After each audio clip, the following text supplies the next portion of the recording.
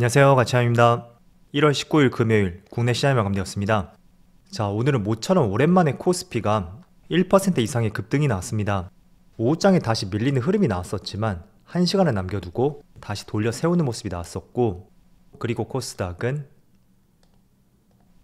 반대로 코스닥은 조금은 아쉬웠던 흐름이었던 것 같아요.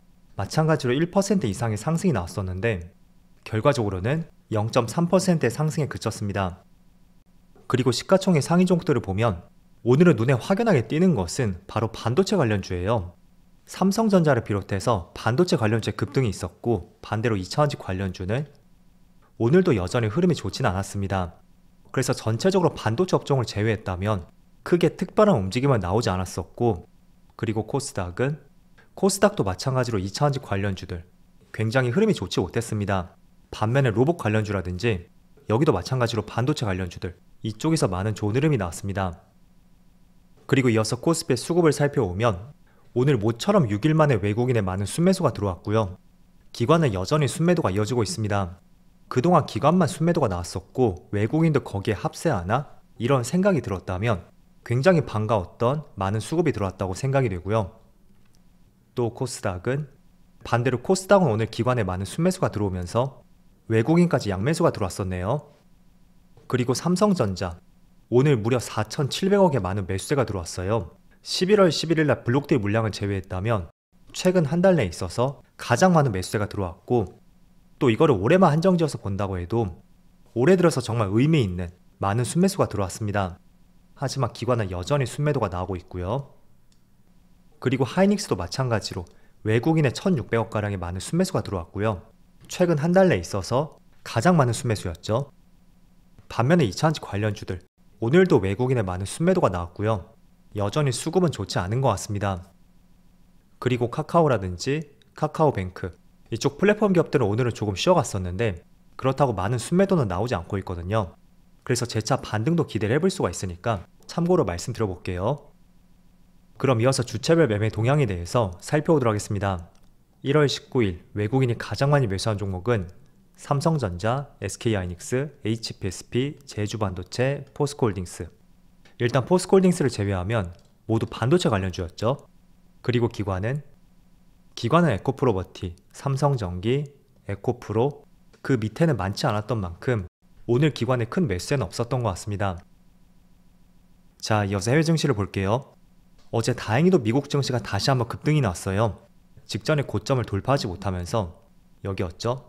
고점을 낮추는 것이 아닐까? 이런 생각이 한편으로 들었었는데 다행히도 어제는 1.3%의 급등이 나왔고, S&P 500도 마찬가지로 0.88%의 좋은 흐름이 나왔습니다. 그리고 다우지수도 마찬가지였고요. 자, 그런데 무엇보다도 반도체 지수 무려 3.3% 급등이 나왔고, 그게 어제 시장의 상승을 이끌었던 주된 키워드가 되었던 것 같습니다. 그래서 반도체는 대체적으로 기술주잖아요. 그래서 나스닥이 보다 크게 상승이 나왔고, 지금의 시장 위치를 보더라도 반도체는 다시 한번 직전 고점까지 굉장히 근접하게 올라온 것을 볼 수가 있습니다. 그리고 추가적으로 일본 니케이도 1%의 상승이 나오고 있고, 대만도 당연히 2.4% 급등이 나오고 있죠. 어쨌든 대만도 반도체 중심 국가인 만큼 연동되는 흐름이 나오고 있고, 또 중국 증시는 반대로 오늘은 0.5%의 하락이 나오고 있습니다. 확실히 중국 시장의 흐름이 좋지가 않은 것 같아요.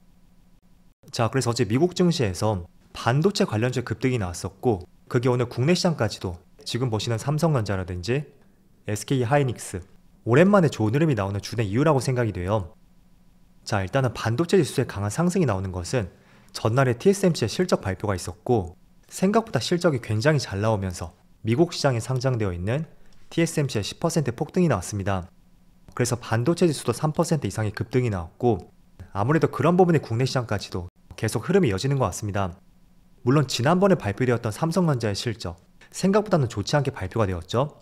하지만 최근에 엔비디아라든지 또는 지금 보시는 TSMC 많은 반도체 기업들의 실적이 개선이 된다는 것은 약간의 속도의 차이는 있겠지만 그걸 삼성전자라든지 하이닉스도 충분히 따라갈 것이다, 이렇게 보는 것이 타당할 거라고 생각이 돼요.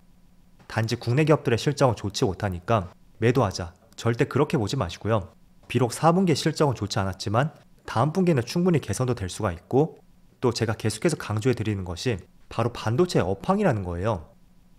이 반도체 업황은 21년도에 피크를 찍었고 22년도하고 23년도 그렇게 업황이 좋지 않았습니다. 하지만 2024년부터는 본격적으로 돌아서는 시점으로 판단을 하고 있고 일각에서는 2026년까지 그렇게 이어질 것으로 전망을 하고 있거든요.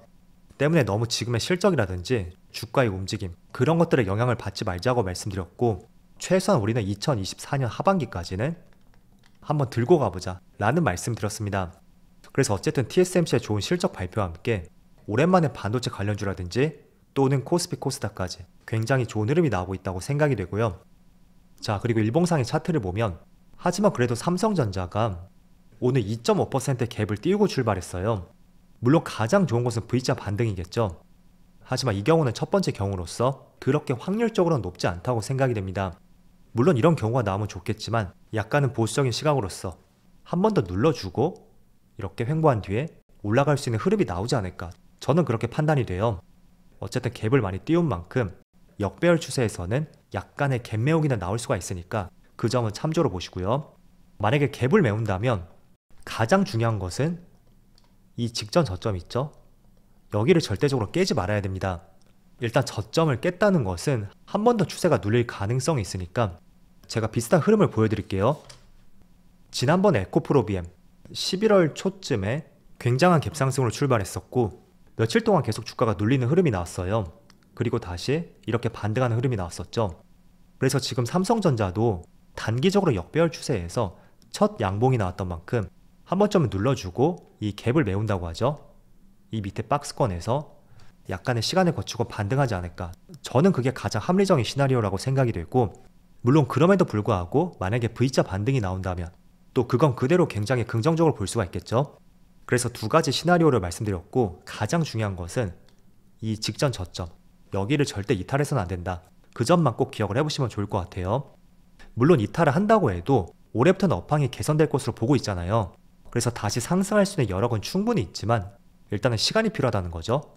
그래서 그런 점들을 고려해보면 한 차례 갭을 메운다고 해도 절대적으로 직전 저점은 이탈해서는 안 된다, 그 점을 말씀드릴게요. 자, 그래서 오늘 시장 흐름을 보면 하이닉스라든지 또는 제주반도체, 온디바이스 AI 관련주죠. 그리고 두산테스나 많은 반도체 관련주의 반등이 나오고 있어요. 그래서 이런 흐름들이 본격적으로 반도체 업황의 추세를 돌릴 수 있는 시발점이 될 수 있기를 같이 한번 기대해보자고 말씀드리겠고, 그리고 이틀 전에 삼성전자의 새로운 신작 모델이 나왔잖아요. 갤럭시 24가 공개가 되었고 또 많은 뉴스 기사를 참조해보면 생각보다 평이 좋다는 것을 알 수가 있습니다. 그래서 지금 스마트폰 판매량이 계속해서 떨어지고 있거든요. 하지만 이번만큼은 8년 만에 최대 판매량을 예상을 하고 있고요. 정말로 그런 판매량이 나올 수 있는지 앞으로 사전 판매량을 통해서 한번 가늠을 해보시면 좋을 것 같아요. 그래서 이것도 실제로 판매량이 굉장히 잘 나온다면 당연히 모바일 사업부뿐만 아니라 모바일 D램 반도체 수요 증가도 기대를 해볼 수가 있고요. 그리고 이번에 공개되었던 AI 기능이 갤럭시 24 신제품뿐만 아니라 작년에 나온 23 제품이라든지 또는 폴더블 폰 이러한 모델에도 업데이트를 통해서 기능을 적용할 것이라는 발표가 있었습니다. 그래서 과거보다 크게 증가될 수 있는 스마트폰의 판매량이 나올 수 있는지 계속해서 관찰해 보시고요. 또 갤럭시 링이라고 해서 아마 연말에 또 공개가 된다고 해요.